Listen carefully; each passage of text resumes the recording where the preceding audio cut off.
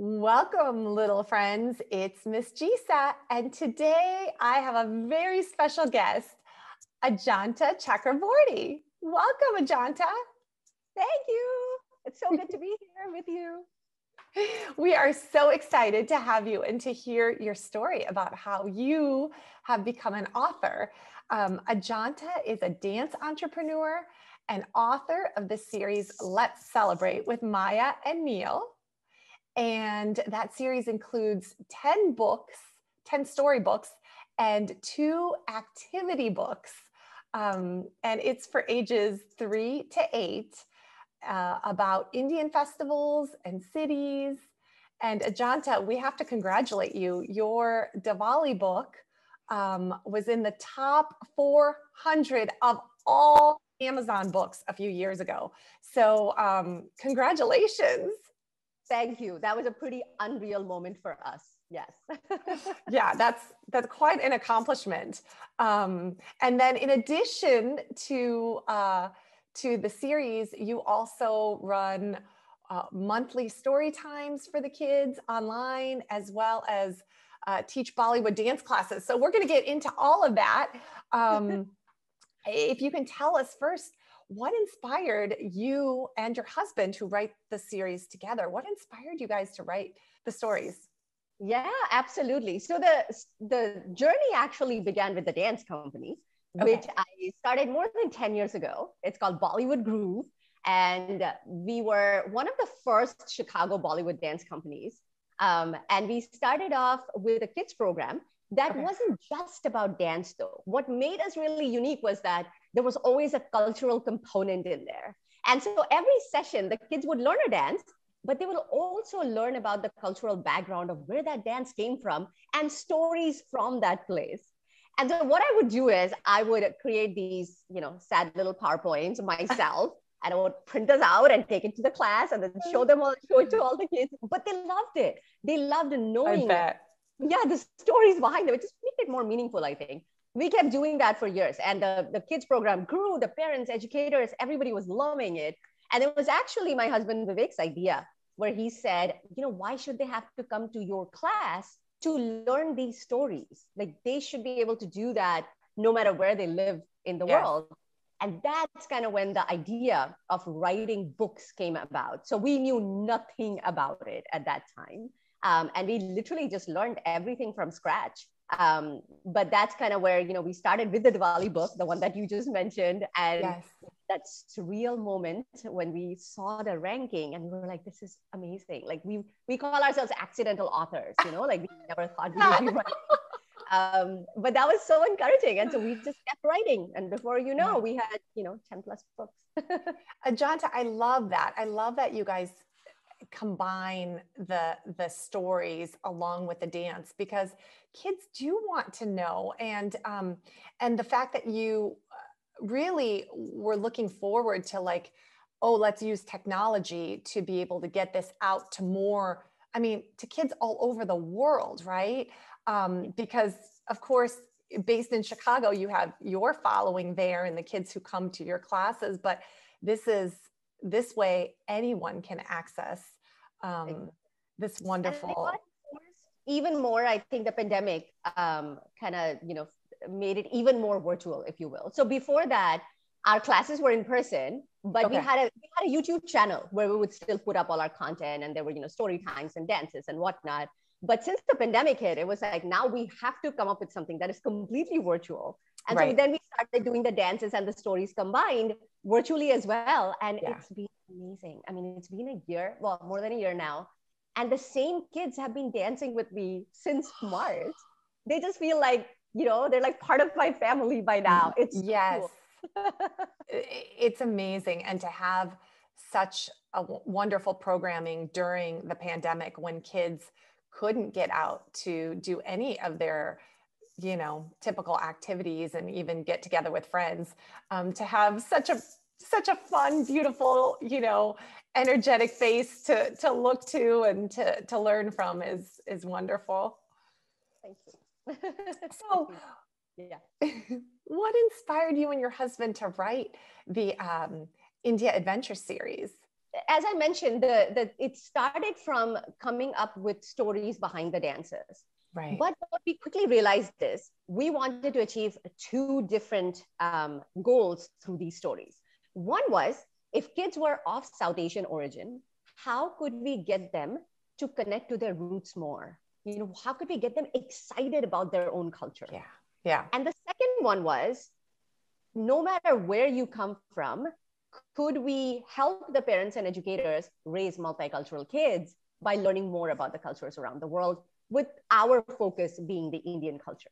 Right. So the stories have to be written in a way so that no matter where you're from, you should be able to really enjoy them and learn from them. And the reason we started, so many of our books are about festivals, is because kids love celebrations. Like, I mean, we know, right? Kids talk about their birthday the entire year. Yes. And then Halloween 6 months in advance. And right. Yeah, absolutely. Was for months. And so it's so easy to get them excited. And this is why so many of our books are about festivals. And so really our goal was, let's teach, but make it super fun and exciting. How can we teach so that they want to get into it? So when we wrote, for example, our Diwali book, right? There are 5 days that we describe. A lot of books only talk about one day. We gave them 5 days. We told them what to do on each day. And I think you have a wonderful video on this as well, right? I do. I read your story. Yes, that's right. It's a beautiful video, by the way. And so suddenly the kids actually wanted to celebrate the 5 days. So they would actually tell the parents saying, guess what? Today's day one. Here's what we're supposed to do. But yeah, that is kind of what brought out, like those were the two goals we were working towards. And we wanted to create this fun, happiness, excitement around learning about a culture. Yeah. And I definitely think you do. I have to tell you, I personally have learned so much about each of the festivals, as well as just India, because you have stories, other stories about the cities. And I love how it's centered around family. And I also love that for parents and for those of us who, are not from India, you give a pronunciation guide. That is huge. Yeah, really, it's huge. So it's really great because I feel like there's stories that adults and children can really enjoy together.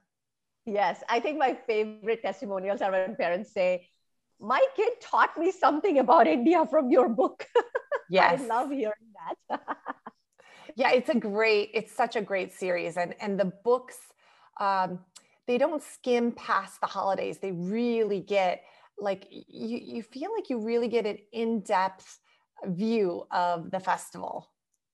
Yes, absolutely. That was always been my goal. And it's so important for me to always include, or for us to always include, like a page about, there is one way to celebrate, but there are 5 other ways that it's also done in India. Yes. So there are 2 messages that it's bringing, right? One is, of course, just bringing in the education around that there are multiple, for example, there's the Festival of Colors book, right? And then we include, there are 4 other things that also happen around this time. And there is this really cool illustration where you'll see this guy riding on 2 horses at the same time, balanced out. And it just gives them an idea of like all the other things that can happen. But the second message that it gives is that there are multiple ways of doing the same thing. And so keep an open mind and constantly keep learning. And so this is why there's always that, we call those like info Zoom, where we like really go in depth into the concept and we kind of bring out, here are many other aspects of the same festival. I think it's good for kids to kind of get that breadth as well. I completely agree. And I think our missions are very similar. Tell us about a little more about the online classes that you do for the kids that combine the dance and sometimes, a story or art, and then also your Bollywood dance classes that you offer. So we have a monthly story time that I do. It's completely free. And the reason is that we want to make sort of multicultural education, accessible to everyone. So important. And it's in a Facebook group. It's called Raise Multicultural Kids, which is our mission. And once a month, these wonderful group of families, they join me and we pick one of the books from my series. And I'll usually do a story time. And then I usually combine it with something. Sometimes they will learn a dance that enacts the concepts of the book. And so Mm. what that does is it really solidifies the learning because they now acted out the concept using their own body. Nothing teaches them better than that. So sometimes it's that, 100%. sometimes we'll do an art project. So for example, with Holi, like I said, it's Festival of Color. So we made our own like these water guns and we made, different craft projects that sort of related to Holi. Kids love that. And then I have another one on May 8th that's about Ramadan and Eid. That's another festival that's coming up. Yes. And we're gonna sing a song at that time. So we write our own songs. And we get them like professionally produced and whatnot. I am not the best singer, but I sing anyway on the Facebook group. Good. Me, and they have a good time. That's what it's about. Yes. So it's a song that again talks about all the concepts from the book. And so they're going to learn the story and then they're going to learn the song. My favorite part is the questions though. Oh my goodness, the adorable questions that kids ask during these sessions, they just make my day. I know I'm getting them curious, and that's like my mission accomplished. That's what I want. I want them to get curious, to learn more. And the questions are such a great indicator of that. So that's what I do on the stories part. And then, like I mentioned, we do these dances plus stories, which are like proper sessions, so I run them on Sunday afternoons, and the kids will join and they'll actually learn like 2 full choreography routines over a period of 10 weeks while also listening to stories with it. The main goal is to actually teach them a dance. At the end of the day, at the end of the session, we'll do like a virtual recital. So we bring all the families on screen and the kids dress up and it's cute. So much fun. I know, and they put a little performance. It's so fun. So now your Bollywood dance classes are also online and in person, or just online? We haven't gone back to in person yet. Okay. But hopefully soon. We're still being cautious. We want to see, more of the vaccinations happen and things like that. And then we'll bring them back, but not yet. What would you say, you call yourself accidental authors, what would you say is the hardest part of the writing process for you? I think all authors, whether accidental or not, and you are a true author. You've written so many wonderful books. I don't know that you can say accidental anymore, right? But what's the most difficult part of the writing process for you? Because I know everyone has something that's challenging. Yes, absolutely. Oh, we have our challenges. The biggest challenge is, how do you present information to a 3-year-old in a way so that they will actually sit through the entire book? That's a huge challenge, because 3-year-olds aren't exactly known for their attention spans. That's right. And so if we can write in a way that a 3-year-old will actually ask for the book to be read over and over by the parent, which are the kind words we sometimes hear from them, that's the biggest difficulty in some sense. How do you write so that it doesn't get too simplified where you couldn't even get into the concept? Right. Or you write in such a complex way that they lose interest.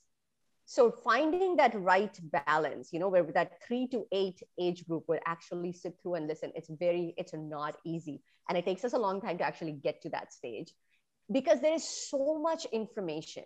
What do you pick and what do you eliminate is a very, very difficult decision to make, because as you know, it's like a continent by itself. I mean, there's so many subcultures, just the number of languages and the number of ways that people do things. It's like infinite. There's so many traditions. Yes. Even I don't know sometimes, like through my research process, because we spend so much time researching each topic. I was born and raised there. And even I would come across something like, I had no idea that happens in some part of the country. And so it's basically the toughest step is actually figuring out, of all this vast universe of information, what do you pick so that you can still strike that right balance of enough information and yet interesting, so that they don't feel like it's an encyclopedia, Yes. Yeah. And I think you do strike that balance so well. I think the kids really do stay engaged with your stories, learn a lot. But yeah, still excited. And I think your characters help with that too. Definitely. Yeah. Everybody loves to do the squirrel. Yes. More popular than Maya and Neel themselves, which I find hilarious. Yeah, the animal. It's, kids love animals, right? And he's always like climbing into something different on each page. And so Yes. they're always for Chintu, which is super cute. The other thing I really like about your stories is that you show the map of India where the story is taking place, which is great because then you're bringing in the geography too. Yeah. Yes, absolutely. So tell us something that children may not know about you. Yes, this is a good one. I was thinking about it, and I think one thing that might be fun for all the Chintu fans out there is where did his name come from? And so I have this pink stuffed toy. It's a piggy, and I've had it forever. And now my son actually plays with that same piggy, and piggy's name is Chintu. And I had that thing forever. It started off as pink. It's now starting to almost go gray, because it's been it's old. But when we were thinking about it, we're like, okay, we have a boy, we have a girl, and there is this pet squirrel. Well, what should we call it? And we struggled so much. We're like, we have to find like a really fun, cute name. Yes. And then I thought about the piggy I have. Chintu. And Chintu the squirrel is named after my pink piggy. I love it. I love it. Oh, fun. What do you tell children who may want to author their own book or become authors? Do it. That is the biggest problem, is sometimes we have these amazing ideas and then we don't actually write them. Take the time, put it on paper, have a grown-up help you, right? And then reach out to people like us to find out how you can actually get it to a point where, it's a published book. I mean, literally, I'm always approached by folks who want to kind of see themselves in print. And I love helping people on that. Oh, that's awesome. It's less complicated than you think, but kids, you've got to find that really cool idea and actually put it down on paper. A lot of times we will start writing, and then after a little bit, we lose interest and we kind of move on to, playing with Legos or whatever. Don't do that. Get that book done, because trust me, people are going to love it. I love that. That's great advice for all our little kiddos watching.